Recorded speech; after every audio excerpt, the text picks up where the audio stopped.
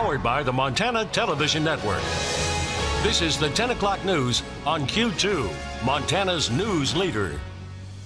Hello and good Sunday evening, folks. Thank you so much for tuning in to close out your weekend. I'm Dustin Klemann.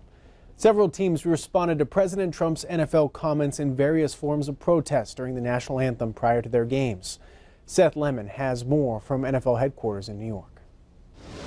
What's so proud? Politics overshadowed plays and passes across the NFL Sunday as teams showed their defiance to President Trump's criticism Friday of NFL players protesting the national anthem. Wouldn't you love to see one of these NFL owners, when somebody disrespects our flag, to say, get that son of a off the field right now, out, he's fired. The trend began with former 49ers quarterback Colin Kaepernick, who kneeled during the national anthem in protest of mistreatment and killings of African Americans at the hands of police. I've never said anything about race. This has nothing to do with race or anything else. This has to do with respect for our country and respect for our flag. But his comments prompted larger protests. Players, coaches, and some owners joined in solidarity or were notably absent. Not to be disrespectful to the anthem, to remove ourselves from this circumstance. Here at NFL headquarters, Commissioner Roger Goodell said the president's comments showed a lack of respect for the league and its players. They're justified in their reason. But again, I will never agree that it's okay to not show respect to the flag of the United States of America during the national anthem. On the Sunday morning shows, lawmakers weighed in. When it comes to this recent spat with the NFL, look, there are far more important things that we ought to be focusing on. Let's not have the President of the United States do anything but bring people together. Seth Lemon for CBS News, New York. We also took a look at the NFL's 2017 official playing rules. Nowhere in that rule book does the NFL mention the national anthem or require that players stand for it. There's been another mass shooting at a house of worship in the U.S. At least one person was killed and 7 others wounded today at a church outside of Nashville, Tennessee. Kenneth Craig has the very latest tonight. The Burnett Chapel Church of Christ became a crime scene on Sunday. This morning, a masked man shot a woman dead in the church parking lot, then went into the church and opened fire. Police say he shot 6 people before he was confronted by an usher. During the confrontation, the church usher was pistol whipped. There was a significant struggle between the two.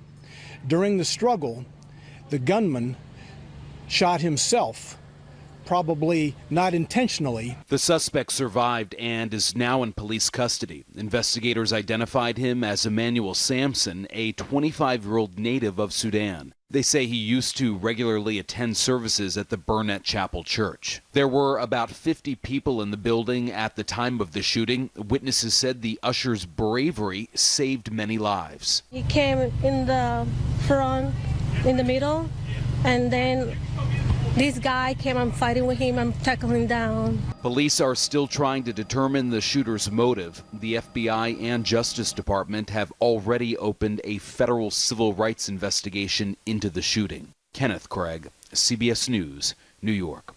Most of the shooting victims were elderly, ranging in age from 60 to 84 years old. Changing gears now, we want to thank you from all of us here at Q2 News and our MTN stations across the state. In just a short time, people rallied to mend Montana from the devastating fire season. On Saturday, we had 102 donations totaling nearly $10,000. The total stands at 767 donations for a staggering $128,000. With the matches to those dollars, the grand total is now at $228,000. This will go to those who need the funds to rebuild. Again, we want to thank you for your contributions. We've got some great viewers. Unfortunately, the weather is changing. Rob Griggs joining us, where it actually feels like fall after all those months of heat and then a quick start of winter. Yeah. Now we're back to fall. Yeah, we're a little confused around here in the old Yes, weather right. center. We're getting our stuff together. Great to see almost $250,000 from Montana support for fire relief. Way to go. We can do even better than that, so that's good stuff. Let me show you some pictures right now, kind of celebrating the change of things happening out there. Lynn Richardson gave us this shot from Powell, Wyoming, actually from Saturday evening. Started to break up a little bit there. Gorgeous picture, Lynn. Really, really is very nice. Oh, deer. Yes, the deer. They're out and about in the heights. Patrick Graham captured this one, a mama and a baby, and they had the same itch, apparently. Great shot, great timing with that. And guess what's peeking out from summer? Fall. See that little red tree out there? Hannah Small, thanks for the fall is in the air photograph. It is going to be changing. We had snowfall totals already to talk about, and that was right after summer morning. 10 inches in Red Lodge, 20 inches near Cook City, 13 inches near Fishtail. That was all that snow total from Wednesday through Sunday. Anyway, that's over. We've got a great forecast in front of us. We'll talk about it in just a minute. Dustin? All right, thank you very much, Rob. A Billings boy hit by a car 2 years ago returned to the hospital to thank the nurses and bring some hope to other children going through medical treatment today. The Gun Show's family visited patients in the pediatric unit at St. Vincent Healthcare. Family also thanked the nurses who helped 15-year-old Reese Gun Shows. Reese, if you remember, was hit by a car September 24, 2015 on Broadwater Avenue while walking to school. The Gun Shows brought gifts to the nurses and the children. And this is the second year the family has made donations on the anniversary of the accident. Reese was 13 at the time, and he suffered a traumatic brain injury. Today, he thanked the people at the hospital who helped him through. I'm outstanding that they actually learned this in medical school. How to do these things from their past experiences and throughout their lives. How they all learned that and developed it here. To be able to help families that are struggling with, whether it be groceries or clothes or a meal or gas, those are the things that we struggled with. And we got help from the community. We had lots of prayers. We had lots of people that came up and just, helped. And it was, it's just us giving back. Great to see him going back. Now, Reese went through significant rehabilitation for his legs, arms, as well as speech. The pinnacle of competition for the Indian Horse Relays finished in Billings this afternoon. The Championship of Champions, bringing the sport's biggest prizes out. 36 teams from 13 Indian nations in the U.S. and Canada raced in the event. Teams competed in several classes of competition. The Indian Horse Relays Council hosts the competition. The track announcer takes descriptions of other sports to tell the excitement and the achievement of the teams. To these contestants, it's probably bigger than a Super Bowl ring in NFL football. And it is a team concept. It's the Super Bowl or the Wrangler National Finals rodeo of Indian relay horse racing. I would describe it as a cross between a NASCAR race and a rodeo. I mean, it's all there. Teams in the Championship of Champions had to win a Horse Nations Relay Council accredited race to compete this weekend. Raising soybeans in the Midwest isn't anything new, but as MTN's Russell Nimitz reports for Montana Ag, Montana farmers are excited for the opportunity to raise this row crop in wheat country. This year we're hoping for 50 on the low end, 60, maybe 70 bushel soybean, and they're just blown away that we could do that in Montana. Torski Land and Livestock near Hardin traditionally raised barley, wheat, corn, and sugar beets, but this year decided to give soybeans a try. We decided to try them mainly because the markets have been good. It's more demand for beans than other small grains and things we've been raising, and then they're just a good rotation with everything else we've been raising. The markets they're holding their strength when everything else is kind of getting a little weak in the knees, and it's some great opportunities for the farmer.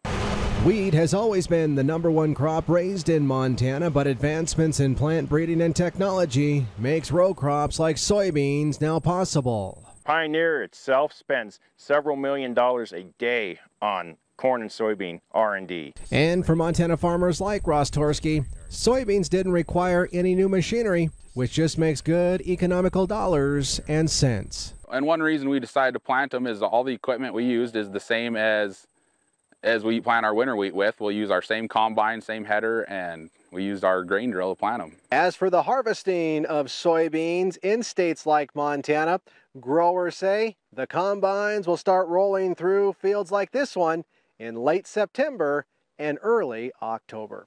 Reporting from Torski Land and Livestock near Hardin, Montana, I'm Russell Nimitz.